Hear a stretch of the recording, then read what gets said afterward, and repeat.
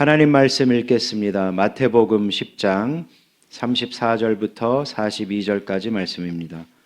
마태복음 10장 34절부터 42절까지 말씀입니다. 한 목소리로 읽겠습니다. 내가 세상에 화평을 주러 온 줄로 생각하지 말라. 화평이 아니요 검을 주러 왔노라. 내가 온 것은 사람이 그 아버지와 딸이 어머니와 며느리가 시어머니와 불화하게 하려 함이니 사람의 원수가 자기 집안 식구리라. 아버지나 어머니를 나보다 더 사랑하는 자는 내게 합당하지 아니하고 아들이나 딸을 나보다 더 사랑하는 자도 내게 합당하지 아니하며 또 자기 십자가를 지고 나를 따르지 않는 자도 내게 합당하지 아니하니라. 자기 목숨을 얻는 자는 잃을 것이요 나를 위하여 자기 목숨을 잃는 자는 얻으리라. 너희를 영접하는 자는 나를 영접하는 것이요 나를 영접하는 자는 나를 보내신 이를 영접하는 것이니라. 선지자의 이름으로 선지자를 영접하는 자는 선지자의 상을 받을 것이요 의인의 이름으로 의인을 영접하는 자는 의인의 상을 받을 것이요 또 누구든지 제자의 이름으로 이 작은 자 중 하나에게 냉수 한 그릇이라도 주는 자는 내가 진실로 너에게 이르노니 그 사람이 결탄코 상을 잃지 아니하리라 하시니라. 아멘. 오늘 본문은 그리스도인들이 가장 사랑해야 할 것이 무엇인지를 말해주고 있습니다. 34절을 다시 보세요. 예수님은 세상에 평화가 아니라 검을 주러 오셨다고 말씀하시죠. 이상한 말씀이죠. 우리는 예수님이 세상에 평화를 주기 위해 오셨다고 믿잖아요. 그리고 수많은 말씀들이 예수님을 평화의 구원자, 평화의 메시아라고 말하잖아요. 그런데 왜 예수님은 이렇게 말씀하실까요? 그것은 예수님이 주신 평화로 가는 동안에는 뭐가 있을 수 있기 때문일까요?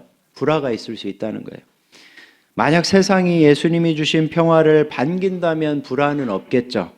그런데 그 평화를 반기지 않으면 불화가 생길 수 있는 것입니다. 그런 불화가 생기는 대표적인 장소가 어딜까요? 예수님이 예를 드신 것처럼 가정입니다. 35절부터 36절을 보세요. 그 아버지와 딸이 어머니와 며느리와 시어머니와 불화해서 원수가 자기 집안 식구가 될 것이라고 말씀해요. 우리는 이런 현상이 종종 있다는 것을 잘 알죠. 특히 과거에는 심했어요.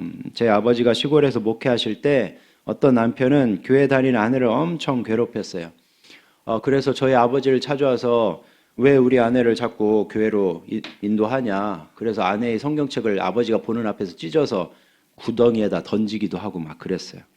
어느 주일날 그 아내 집사님이 아기를 안고 예배 시간에 서럽게 울던 장면이 제가 그때 한 초등학교 3학년 정도 되는데 선명하게 기억이 나요. 막 콧물이 그냥 이렇게 떨어지는데도 아랑곳 하지 않고 그냥 막 그 서럽게 울면서 기도하는 장면. 생각해 보세요. 그 집사님이 예수만 안 믿었으면 가정이 평화로웠을 수 있어요. 그런데 예수님을 믿고 따르기로 한 순간 그런 원수와 같은 상황이 발생한 것입니다. 요즘은 어떤가요? 세상이 달라져서 교회를 다닌다고 막 핍박하고 괴롭히는 세상은 아니죠. 하지만 예수님이 주시는 평화를 싫어해서 여전히 믿는 자들을 싫어하는 사람들이 우리 가정에 있을 수 있죠. 그때 우리는 어떻게 해야 할까요? 가정의 평화가 중요하기 때문에 어느 정도 타협을 해야 될까요? 아니면 가족과 정말 원수가 되더라도 지킬 건 지켜야 할까요? 지혜가 필요합니다. 가정의 평화를 위해 타협해서도 안 되지만 신앙을 위해서 가족을 또 미워하고 싸울 필요도 없습니다. 가족과 싸우는 것은 신앙이 아니라 미련한 것일 수 있어요. 가족과 싸우지 않고 자기 신앙을 지키는 비결이 있습니다. 그게 뭘까요? 우리 함께 37절 읽겠습니다. 37절입니다. 시작. 아버지나 어머니를 나보다 더 사랑하는 자는 내게 합당하지 아니하고 아들이나 딸을 나보다 더 사랑하는 자도 내게 합당하지 아니하며. 이 말씀은 절대급이 아니라 비교급이에요. 누구를 더 사랑하느냐의 문제지 둘 중에 하나만 택해야 하는, 둘 중에 하나만 사랑해야 하는 문제가 아니라는 것입니다. 다시 말해서 가족보다 예수님을 더 사랑해야 한다는 말씀이지 가족과 싸우거나 가족을 버리고 예수님만 사랑해야 한다는 말씀이 아니라는 거예요. 불신 가족 때문에 신앙을 타협하거나 가족과 원수가 될 필요가 전혀 없다는 말씀인 거예요. 왜 그럴까요? 우리는 여전히 가족을 사랑하기 때문이죠. 다만 가족보다 누구를 더 사랑하는 걸까요? 예수님을 사랑하는 거예요. 그러니까 비교급이라는 거예요. 예수님 아니면 가족 택해라. 그럼 우리 다 가족 버렸어야 돼요. 그게 아니죠. 가족보다 예수님을 더 사랑하라는 말씀이에요.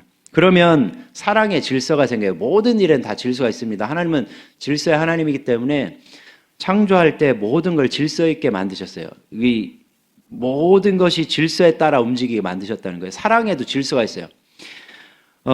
무슨 말이냐면 예수님을 가장 사랑하기 때문에 가족을 미워하는 것이 아니라 그 예수님의 사랑으로 가족을 사랑할 수 있다는 거예요.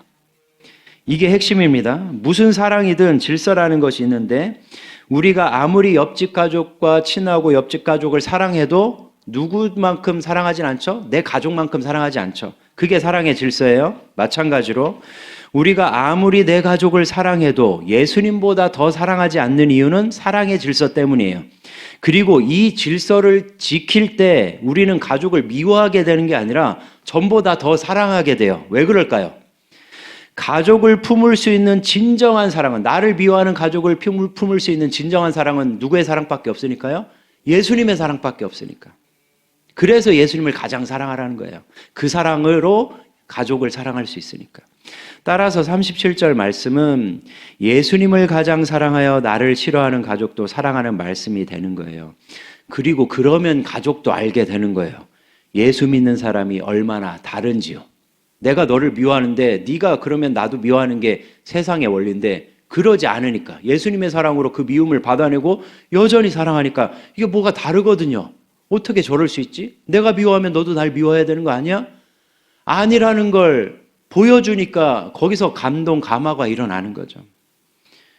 그러면 결국 가족들도 내가 가장 사랑하는 예수님에게 마음을 열 수 있는 것입니다. 이런 측면에서 38절, 39절을 볼 수 있는데요. 38절, 39절을 읽겠습니다. 시작. 또 자기 십자가를 지고 나를 따르지 않는 자도 내게 합당하지 아니하니라. 자기 목숨을 얻는 자는 잃을 것이요 나를 위하여 자기 목숨을 잃는 자는 얻으리라. 아멘. 왜 자기 십자가를 지지 않는 자는 예수님께 합당하지 않을까요? 간단한 원리입니다. 예수님보다 자기를 더 사랑하기 때문이에요. 자기를 더 사랑하는 사람은 예수님을 따를래야 따를 수가 없습니다. 왜냐하면 십자가의 길은 자기를 사랑하는 길이 아니거든요. 자기를 괴롭히고 아프게 하고 심지어 죽게 만드는 길이라고 생각하니까 따를 수가 없죠. 현대의 많은 그리스도인들이 그렇게 생각하지 않나요? 성경에서 축복에 관한 말씀들은 대환영입니다. 늘 아멘 아멘입니다. 예수님보다 더 사랑하는 나 자신을 살려주는 말씀들처럼 보이니까요. 그런데 주를 따르며 고난을 받으라, 십자가를 지라는 말씀들은 최대한 피하고 싶은 거죠. 예수님보다 더 사랑하는 나 자신을 죽이는 말씀처럼 보이잖아요. 하지만 그건 착각이라는 거예요. 예수님보다 나를 더 사랑하면 죽습니다. 그리고 나보다 예수님을 더 사랑하면 삽니다. 이게 기독교의 역설이에요.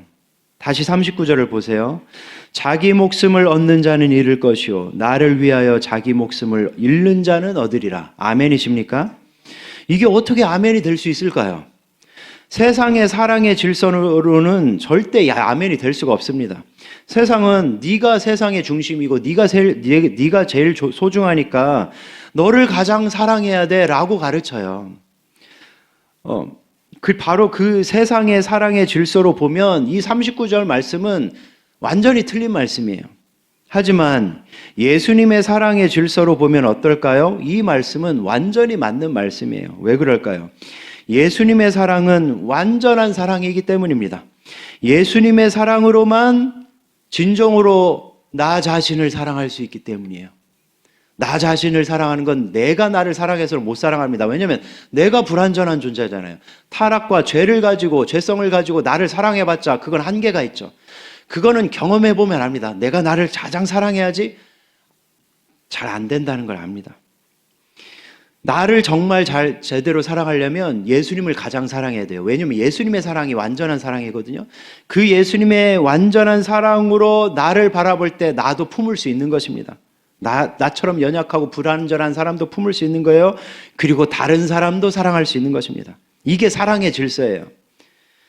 우리 모두 잊지 않았으면 좋겠습니다. 예수님을 가장 사랑해야 비로소 나 자신도 가족도 이웃도 온전히 사랑할 수 있습니다. 그래야 내가 온전히 살아날 수 있습니다. 예수님은 완전한 사랑이시기 때문이에요. 우리 모두 그렇게 예수님을 가장 사랑해서 나 자신도 가족도 이웃도 온전히 사랑하는 인생을 사시길 예수님의 이름으로 축원합니다.